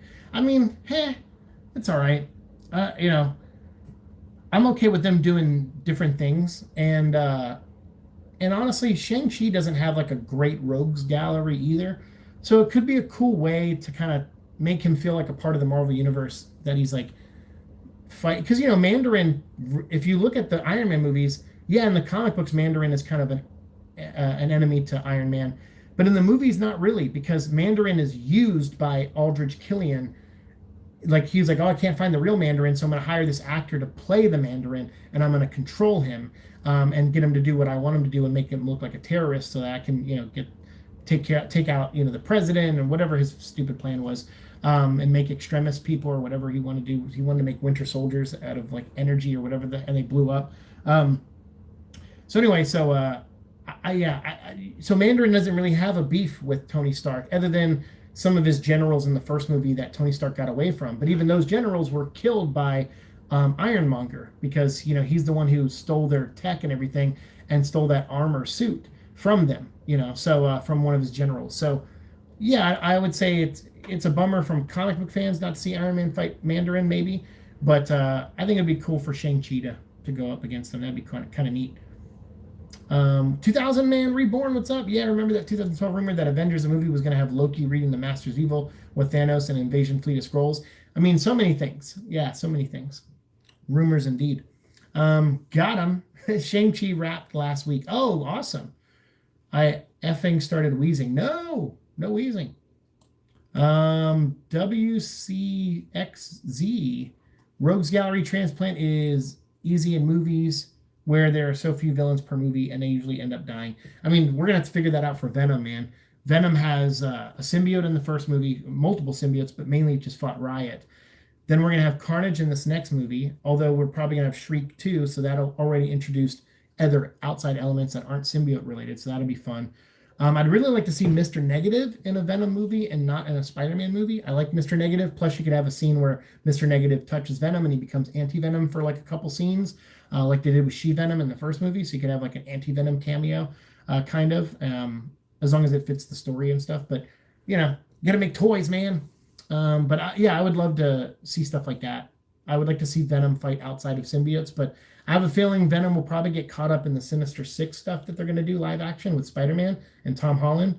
And then after that, they'll probably do some version of Null, I'm going to guess, because they kind of set up in the first movie that Venom was coming to Earth with Riot and the others as a away team, to like take over, to see if the Earth is ready to be taken over by symbiotes. And Riot wanted to take that rocket at the end and go back to Clintar and then bring an invasion, obviously.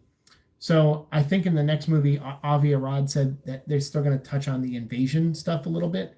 So I think that could be something they're going to build up towards. So even if they don't do Null specifically, they might do a Null type character for the third one, because you're going to be like, well, who sent them to Earth to invade?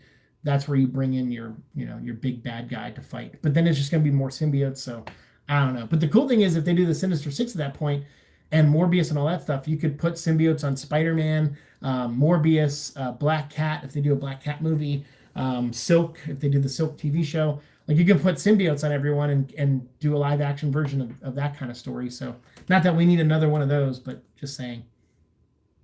But yeah, Rogues Gallery transplants, it's fine. I don't care. We could be your favorite villain, Razor Fist. He debuted in Master of Kung Fu. Oh, freaking Razor Fist. Yeah, that's right. No. How about no? Although that chances are they'll probably put Razor Fist in there if they do anything like a James Gunn style, because James Gunn put what was that guy, Brace Face or whatever his name was, the guy with the weird face, Taser Face. They put like an obscure guy in that movie, so it could be.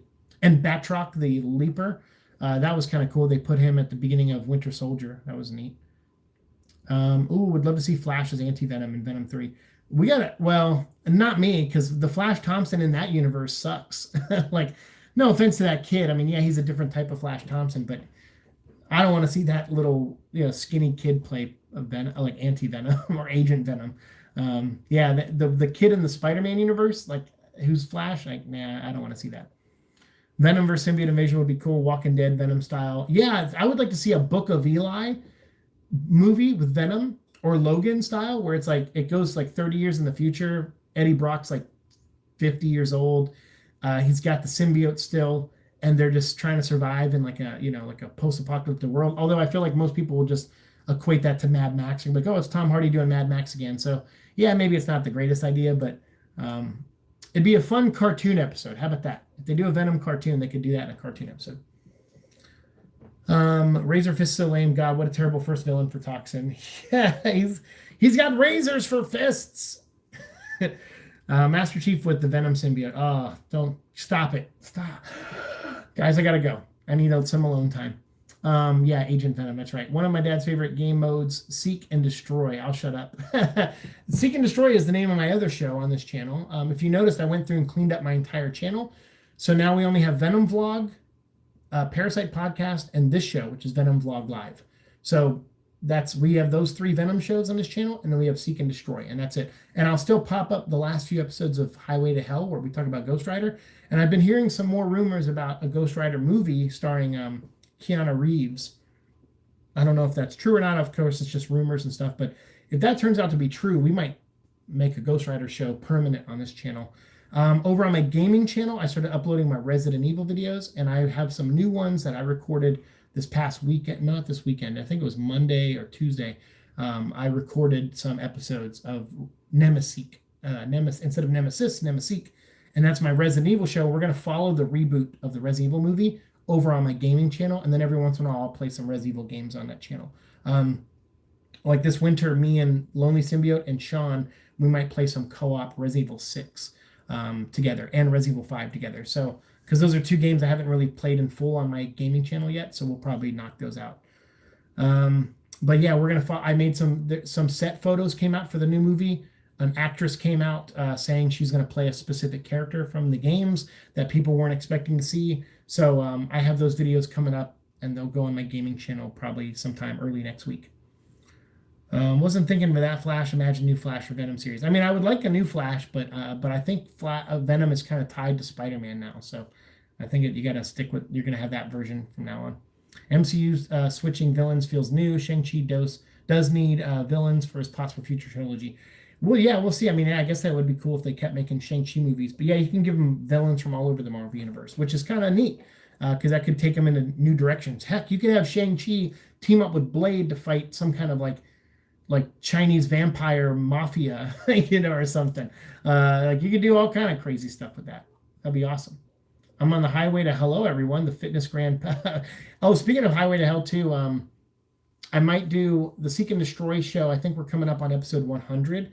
And I might talk about Supernatural. I might do like a Supernatural thing for episode 100 of that show because I love that show. I got the Supernatural tattoos, for the show. I've seen every episode 100 times, and I've been really liking this final season. So, yeah. I might do something Supernatural related just to say goodbye to the show. I'm not going to do like a new series where I review every episode or anything like that. I don't have the time, but I'll do like one big episode to kind of do like a farewell kind of thing to the show. MCU switch. Oh yeah. I'm on the highway to hell. Oh, I read that. Keanu Reeves is Ghost Rider, no offense, but can't picture him as Johnny or Danny. Yeah, I don't know. To me personally, I would like to see him play. What's his name? Who's the cowboy one? Well, it's not Slade, I don't think. I can't remember. I can't remember the cowboy's name. But there was like a cowboy Ghost Rider. I think Sam Elliott played him in the Nicolas Cage movie as the caretaker. Not Noble Kale. I can't remember his name. Yeah, don't leak it. All right, I won't leak it. But I can't remember. But I don't know. I like Keanu Reeves a lot. Johnny Blaze, a hard character to pin down for me as casting wise. Certainly Keanu doesn't look anything like Johnny Blaze, or Dan Ketch. You're right. And he's 54, I think, now too. So I don't know. But it'd be cool if he played like the older Ghost Rider, like the Noble Kale version or the, it was Sam Elliott, but I can't remember, not Noble Six, Carter Slade. That's it. Carter Slade is the Ghost Rider. You're right. Good, damn good memory, dude. Carter Slade is the Ghost Rider, the Western Ghost Rider. So I could see him playing the person that passes the Ghost Rider down to Johnny Blaze or Danny Ketch. That would be cool if he played that kind of role, where he's like the mentor type or something. But I don't know if he'd take a role like that or not. Hope Johnny Blaze doesn't just rip off Danny again. I know that was the thing, is like they totally stole the look of Danny as Ghost Rider and gave it to Johnny Blaze. Yeah, I didn't like that either. Carter Noble One, he's the one. Oh, that's right. That's a great coincidence. Noble One from Reach. That's amazing. I gotta get.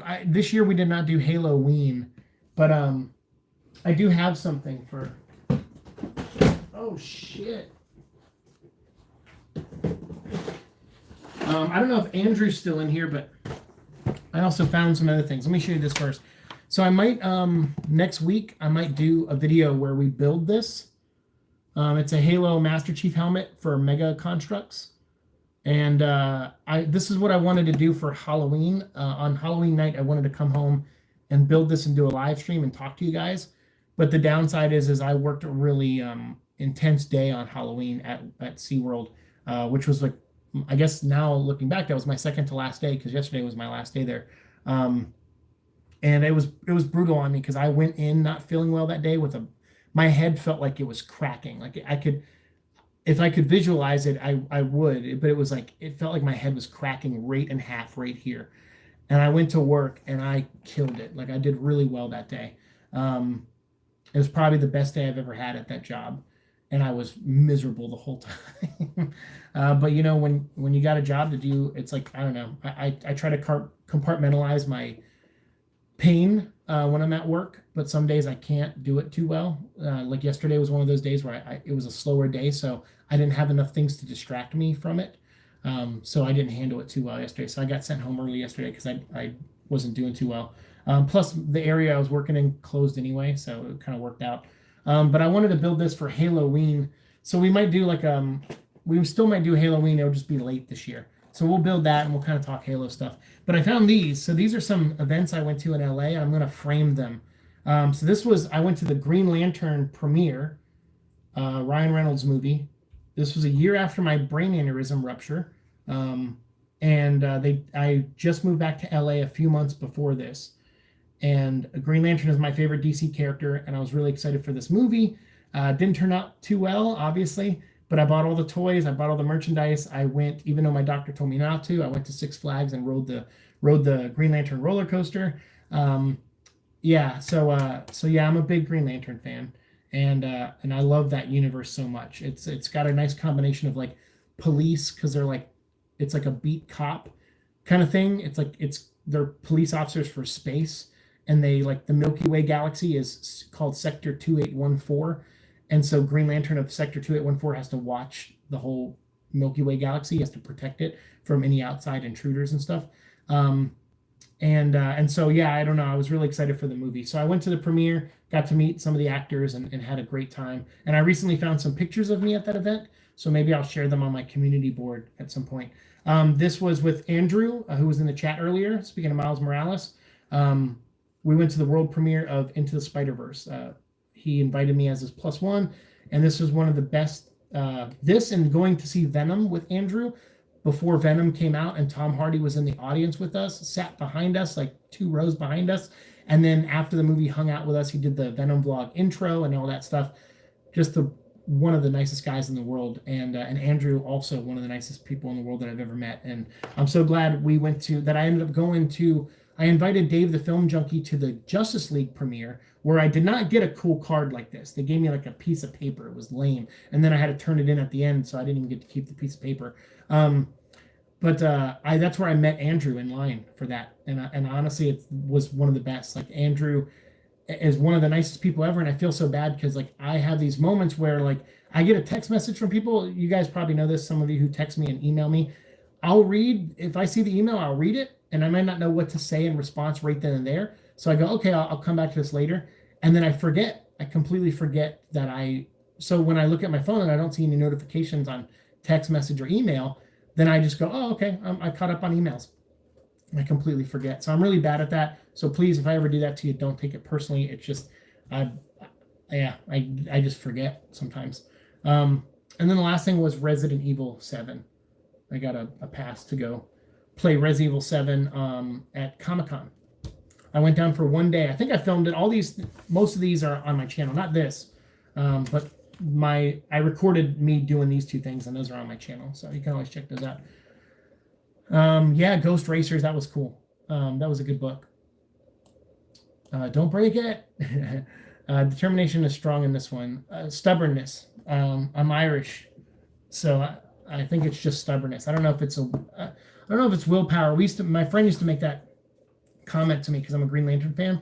He's like, dude, you just have the willpower. Like, you just push yourself. And I'm like, I don't know if it's willpower anymore. I think it's just stubbornness. I think I'm just an asshole. And I think life goes, hey, here's how we're going to screw you. And I go, fuck you. I think that's kind of how I handle things now. Have chronic migraines. That sounds awful. Oh, that's nice for you to say that. I'll feel better, but the migraines will be for the rest of my life. I've had them for 10 years. I've had I've had a well, I guess I've had a painful headache every day for the past 10 years. But sometimes they become migraines, and sometimes even worse than migraines. Yes, believe it or not, there are worse than migraines, and it gets bad sometimes. The time it's really tough is when I have to physically do things on top of it. Like when I was at Lego, I could kind of tough it out because Lego wasn't always a physically demanding job. Only on days when we had to, receive the truck and inventory and stuff, like shipments and stuff. But other than that, the job wasn't that physically taxing. What I did at SeaWorld was physically taxing sometimes. Not a ton. It didn't have to be, but I just like to hustle. I get competitive. I like making money. I wanted to do well. I feel like I'm always trying to prove myself. Like it's like when people find out I have, issues with my head and aneurysm stuff, I feel like sometimes they start getting worried about me and they don't want me to, to work as hard and stuff. But for me, I only know how to work hard. So I like doing it when I can. 3 years of Venom vlog, Georgie, that's right. Is the MCU building up for a Secret War event for next Phase 3 Endgame with all these multiverse stuff going around? Sony, Fox, pre-MCU, non-connected stuff showing up. I mean, that's a great question. I don't know. Like I said, if they want to keep making billions of dollars, it's not a bad play. I personally don't know if I would enjoy that too much, but it's not a dumb move. I would say you're gonna if you can bring in different generations of fans of these characters all into one, that's a good move in my opinion. It's definitely a moneymaker move. You should play Far Cry 3 on stream. Just saying. I'll check it out. I think it goes on sale quite often on PlayStation. So, maybe I'll check it out one day. Miles is the next game I want to play. Miles is I'm all about Miles. If you want, of course. Yeah, I mean, at some point I will. I had fun playing Blood Dragon. That was some of the best. I think those episodes are up on my gaming channel. That was such a blast to play. Flip the bird to life, especially 2020. That's the thing is like I keep reminding myself that people have it way worse. Like I think that's the easiest way to recenter yourself when you have a really bad day. I felt bad. This guy, I talked to recently. He was talking about this awful day he had, and I felt really bad for him because I'm like, see, this is a reminder. Like this is a reminder. Talking to this guy right now that life is unfair to everybody, and so I just kind of let him. Like I tend not to I don't like to compare, things like that. Like I had a friend who has a lot of ailment problems, and he almost made it like a competition when he talked about it, and I never really enjoyed that too much. I know that's not what he meant to do, but it just came across that way sometimes. So this guy was like going off and telling me about all of this stuff, and yeah, maybe in some level, I could be like, oh well, I understand what it's like to go through something tough. Here's what I'm going through, but I didn't do that. I was like, no, I want to listen to this guy. Like he sounds like he's having a tough time, and he probably just wants someone to listen to him. I think sometimes we're in such a rush to respond that we forget that sometimes people just want you to just listen. So I took a chance and was like, yeah, maybe he just wants me to listen. And that's exactly what he wanted. He was like, hey, thank you for listening. He's like, most people like interject and interrupt. And he goes, and thanks for letting me just get all of that out. And I'm like, hey, no problem. Like sometimes you just need that, So I just remind myself when I have a bad day, like someone out there has it 10 times worse. And I know that for a fact because people in Flint, Michigan still don't have drinking water without lead in it, which is absurd and stupid. I can't believe that. And then there's people who are being evicted every single day. Just walking around my neighborhood since COVID has started, since I moved into this place, every month at the beginning of the month or at the end of the month, there will always be 2 or 3 new U-Hauls moving people out of this place. And I think I've only seen one new person move in since I moved in this whole complex. This place is going to be a ghost town. And so I'm reminded every day of that people have it worse than I do. I still have a roof over my head, and I have all these cool toys behind me and these goofy lights that I put up that I didn't do a great job at, unfortunately. But I'm very lucky, and I'm lucky to I'm losing a job right now that I do like, and I thought I was really good at, and I was getting better at, I thought. And I had to walk away from that and to go to another, job that I think I'll still be good at and I'll still do great at. But it's just like I wanted both so I could pay bills. So But at least I'll still hopefully make enough to keep this roof over my head. And at the end of the day, that's all I can hope for. I am happy that Knockout from Transformers Prime won the year's Hall of Fame. Oh, that's right. Yeah, not good old Knockout.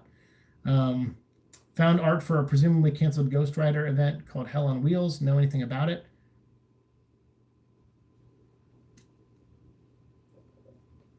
Hell on Wheels. No, I don't think so. Is that I'm gonna guess that was something that was gonna be a part of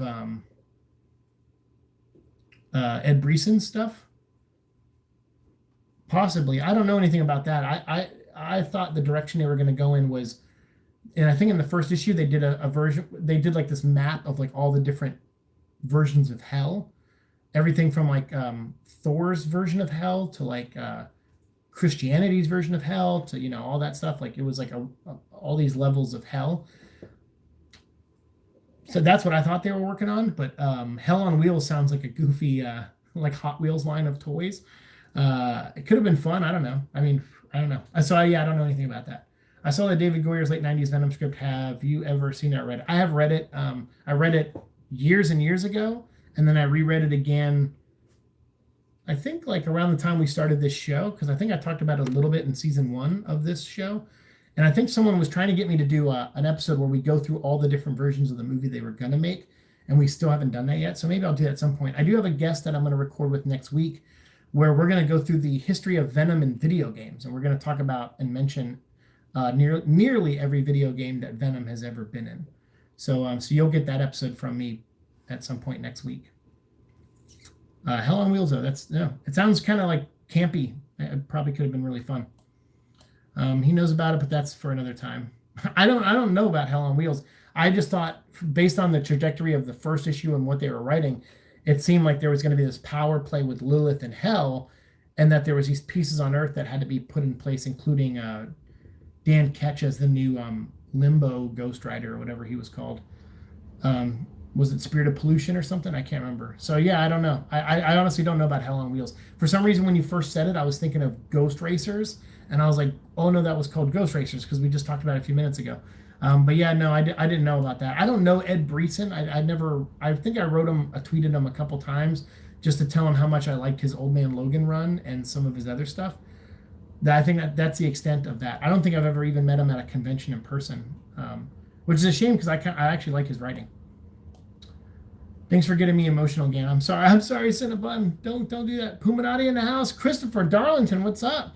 I know, and I meant to call them. I think I'm going to do that for next week. I was going to call them and leave them a voicemail. I don't know if they still do voicemail, but I was going to call and leave them a voicemail because last week my friend Alex was on the show, and I wanted to call in and say something because Alex was like, hey, I'm going to go on Mad Scientist. Do you want to say anything to the guys? And I said, oh yeah, tell them that I wish them well, and I give them a happy Halloween and a happy Thanksgiving from me. And Alex goes, what the like, don't you want to tell them to, eat your ass or something weird like that? And I go, no. So then I thought, oh, I should leave a voicemail where I tell them to eat my ass. So what's up, Puminati? Forever, Puminati for life. I have a cool Puminati picture out in the hallway that's framed, so I can, every time I go to the bathroom, I think of Kevin and the guys. So not being aggressive, I'm just an emotional and caring person. Hey, that's okay, Cinnabon. You're A-okay in my book. I was talking about the David Goyer Venom script. Yeah, I've read it. But I didn't I didn't really because that's the one with Carnage in it and stuff, and it's like they do is like Venom's origin in like the first like 20 minutes of the movie or something. It was fine. I like David Goyer stuff. He's kind of hit or miss. But I don't know. I mean, it's hard to say. Scripts are really tough because I've read a lot of really great scripts and then they turned out to be really crappy movies, and I've read a lot of really crappy scripts that turned out to be pretty good movies. So it's hard. I mean, I know some people are just like, oh, I read the script, it's amazing, but that's because you're envisioning something that's probably super badass that is tailored to your specific interests and likes. You're seeing your version of Venom, your version of Carnage, so when people say, oh, I read the script, it was fantastic, I'm like, well, there's a little bit, you have to try not to do that too much when you read scripts, and kind of just focus on the information. But yeah, I mean, it's not a bad script. What happened to the female Ghost Rider character? She fell off fast. She died. She died. Please leave that voicemail. All right, I will.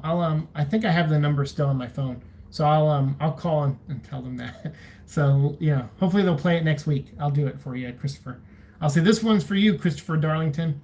And I'll say Puminati for life, and I'll say, hey, Mad Science Party Hour guys, I wish I could do it. I'm on my phone right now recording this live stream, so I can't do it right this second. Otherwise, I would do it right now. But yeah, well, I'll try to remember to do that, and I'll leave them a voicemail tomorrow after work. My community where I live very unaccepting of me being transgender. Learned that the hard way. You know what?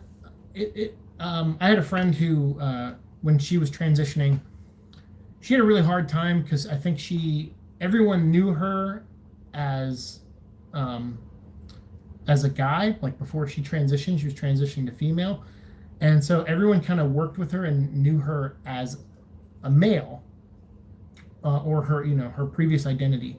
And then she transitioned, and I think she had this hang up about it. And I know some people weren't very accepting of it, but it was like 2 people, and I was like, don't let those people don't let them get to you. I mean, I know it's easier for me to say, I'm not going through something like that, but to me, I mean, like, I don't know, bullying is bullying sometimes, and sometimes it gets really vicious, and especially in that realm. But I don't know. I try not to just. You got to still be you, like I don't know. That's one of the decisions I had to make with aneurysm stuff. It's like, do you want to have brain surgery? It's like, well, how much of me will still be there after the surgery? Like, and they're like, well, with today's technologies and stuff, like, probably pretty good. I'm like, and they're like, or or maybe you'll have to like have your mom wipe you and clean you every night. It's like it wasn't a coin toss for that, but it was just like anything's possible, right? Like it's a tricky thing to do is brain surgery and stuff. So it's like, well, I would rather live 3 years as me than live 20 years where I'm not in control and I'm not me. And so for me, I'm like, well, I think that's at the end of the day what you have to think about is like, hey, I'm gonna be me, and I'm gonna keep doing it, and fuck everybody else. And like I said, I know it's easier said than done, but I can wish you well, and I can hope that at some point you find a community that it doesn't bother them, and you just keep being you, and you'll show people. I'm big on educating people that are ignorant on stuff. So if I say be you and show them that you're a badass, and then they'll look right past that and they'll be like, hey, who cares? It's not important. This person's awesome. They're always nice and supportive of everyone in the community. I say you just keep being you and be positive, and fuck all of them. The ones who don't want to pay attention and see that you're an awesome person, they don't deserve your friendship or anything like that anyway. So, but yeah, I'm sorry you had to learn anything like that the hard way. That's not good. People are fucking mean, man. And I can just wish you luck, and I appreciate you opening up to us here in the chat. And that's what I mean. Like, we are Venom. I know some people, they get bothered by that. I saw someone only one time ever. Someone said, I was doing a Twitch stream, and someone who was transgender was in there. And after the stream, someone wrote me and said, why were you so nice to that person? I go, why wouldn't I be? And they're like, well, do you support, someone who's transgender? And I go, they're not hurting anybody. I don't care what they do or who they say they are or who they want to be. Like, I want everyone to be the best version of themselves. So like, so let them be the best version of themselves. I definitely don't want people to not be themselves. That's shitty. That's how people get depressed and sad, is when they hide who they really are. So no, be yourself. Oops, sorry. Let me show that message. Let me get through the comments. I will leave that voicemail though, for sure. Writing team had no clue for Alejandra. Again, Ghost Riders did better for Ghost Rider character. Yeah, but Alejandra died. She died in absolute carnage. She got killed, and she's in hell right now with Johnny Blaze. Although she has not been mentioned yet in Ed Breeson's run. Although I think she was drawn in a panel or two, but she has not been mentioned, I don't think, in that book. So I don't know.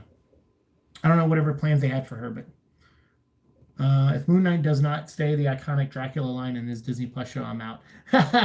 Moon Knight versus Dracula. Hey, there you go. You could tie him into Blade then. That'd be cool. I'm gonna be me and fuck everyone else. Well, as long as you use protection. There you go. I'm gonna be me and here I come, everybody. Oh, geez, I just did a play on words. People have been memeing Donnie Cates and calling him Dickie Cates. What happened? What's going on with his Venom run? I don't know. Is that well? He didn't he just release a new indie book? It's funny too. He has an indie book out called Crossover. I don't know if it's out now or maybe it's coming out, so maybe it has to do with that. But in Crossover, on the cover, it's like a kid reading a book, and there's rainbow lights coming out of the book, and it's like ripping through his face and going through his head. I actually have a comic book that I made like 5, 6 years ago, and on the cover is that image. It's not exactly, it's not as detailed, but a kid named Josh Rodell drew it for me as a gift, and I loved it so much that I put it on the cover of one of my books and as like a background image. So it's like I drew the front image and then I put that as the back one of the background images, and it's a kid looking down. I think at a book too, yeah. And there's like a ray of light coming out, and the rainbow's going through, and you can see like parts of his head flaking away, but it's just like a silhouette. It's not like detailed. You don't see the skull and stuff. But I just thought that was so funny. I'm like, are you kidding me? I was like, did some artist just steal from my book that Josh drew the part of the cover of from 5 years ago? Like, because that image got around a little bit. Like that Kickstarter was pretty successful. So I don't know. Like it could just be a big coincidence too, obviously, but I just thought it was funny. And I don't know, maybe Josh got it from somewhere else too. Maybe it's based on an image that is out there that I don't know about. So it's possible. But I just thought that was funny. I'm like, is Donnie Cage trolling me? But I don't know. So I don't know what the memes are about. He's been nice to me, I gotta say. Like the few times we've communicated, I'm very critical of his stuff, and he could easily write me off and tell me to go fuck myself. But he actually followed me on Twitter before I deleted Twitter. Well, I didn't delete it, but I don't use it anymore. But he even followed me and stuff, and was going to be on the show, and I still haven't got him on the show yet. And it was funny because the other night, I think during the election stuff, he was like, "Hey guys, it's very stressful tonight, so can I come on to somebody's show?" And someone sent me that screen grab, and I laughed, and they were like, "You should go on Twitter and tell him to come onto the Venom vlog." And I just said, "Nah." Like, the ball's in his court. I invited him on. I sent him the questions I was going to ask him, and he hasn't got back to me. So I'm like, yeah, the ball's in his court. I got plenty of other stuff I got to do and other videos I got to make. So I don't know if that meme is from Venom stuff or if it's from his new book. I have no idea. I've been brought down a bunch, but I've met some awesome people and then this amazing community here. And though I'm struggling with depression, anxiety, it's not as bad. I was talking to someone else about that. I got to make this quick because my phone is going to die. But I've been talking to people about younger people with depression and stuff like that. And I was like, this is one of the reasons I left social media is one of the reactions to social media is dopamine hits. So when you are on social media every day and you're getting likes and stuff like that, it's you're getting hit with a little bit of euphoria, a little bit of dopamine is rushing through you, and you get addicted to it. A dopamine is very intoxicating, I guess is the way to put it, and you get addicted to it really easily. And I notice that when a lot of young people do have that depression, and it's because there's this thing with social media that you have to be accepted on social media, that you have to be liked, that there's people out there with 10,000 likes on everything they post, and they have like millions of followers, and that's like the barometer for success now. And so when people don't have that, it sometimes subconsciously leads them to be depressed when they don't get as many hits and they see other people get more hits. And it's so I've had this theory, and there's no science in this at all. This is just my observation of humanity. But I've noticed that a lot of young people do suffer from depression at younger ages than what my generation went through. And I think it's because of that access to dopamine rushes and then the lack of them when you don't get them and what that does to you psychologically. So that's one of the reasons I left social media is because I felt like I was starting to get to the point where I was being a little codependent on that support, and I'm like, well, I kind of get that from this community, so I like having it in one place. And I was like, it's probably just best if I just kind of break away from the other things. And I like it. Like people are like, dude, you need Twitter, you need Instagram to help grow your channel. And I'm like, you're right. I got a lot of my viewers and a lot of my followers because of those two platforms, but I just don't want to use them anymore. Yeah, name calling's kind of lame. I'm not a big fan either. Dickie Cake sounds like a mirror anti version of Donnie Cates. Dickie Cake. You brought that on yourself. Yeah. Yeah. Are those all Venom figures behind you? Also, what's your most personal valuable collectible item or items? My most personal valuable item is my dog Echo. Yes, those are all Venom toys. All of them. Actually, before we end the stream, I'll show them to you.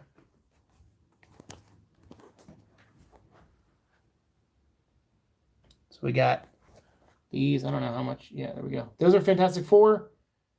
Venom Vlog. We got some characters there. Gwen Stacy, Mary Jane, Gwenum, Dead Gwen. Dead Gwen. Can you see her? She's yeah, zombie. She's dead. Yeah, there's some statues down here. Right there. Figures. Yep. These are all Venom figures, Venom stuff on the wall. This guy got some extra lights up there. This poster's going to go away. I'm just saving this frame.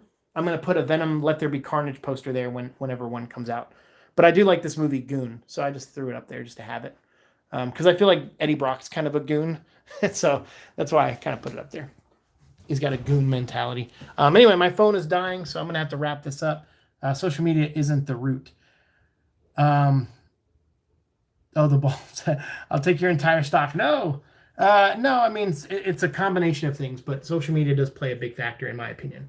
But it's not the root. Society kind of is the root, and the expectations society puts on people is kind of the root. I don't know if the Spider-Man fandom wars of social media is just passion or toxicity, but I don't want to judge. I mean, hey, everyone's allowed to have their opinion. I just don't like when people go, you need to die because you like this version of something and I like a different version. It's like, no one needs to die. Yeah, Echo is the best. He's my favorite. He's my favorite thing that I have. And I don't own him. He's my best friend. He's like a symbiote. He's like Sleeper. He's just always around, like just hanging out behind me somewhere or hiding under the couch. No problem, Georgie. Hey, yeah, I gotta go too. This phone's gonna die. I'm at 4% battery.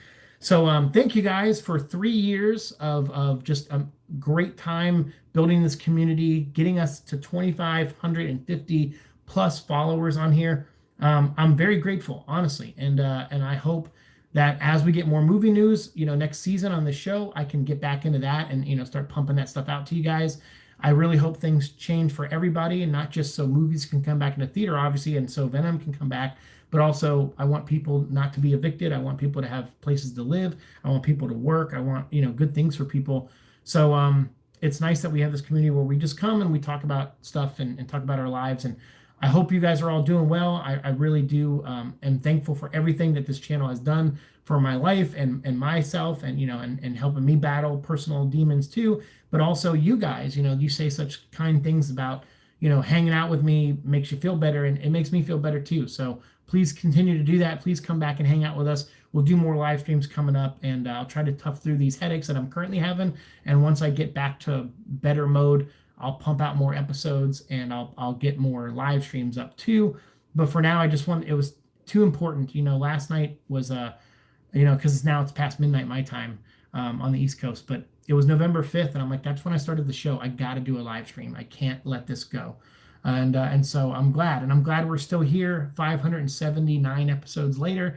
We'll be getting to episode 600 before the end of the year. And in January, we'll start up with episode 601, and we'll move past the Flash Thompson comics, and we'll get into the Carnage solo comic. We'll get into the Mike Costa Venom comic, and that'll be all the comics. We'll be fully caught up on Venom lore in the main 616 universe. So maybe we'll dip back and talk about Peter Parker's days as the Black Costume Spider-Man, and we'll do that in season 5. And then I think I'm going to save season 6 for the multiverse. There's going to be a lot of Venom in other universe versions. Manga Venom, Venom from Spider-Man Reign.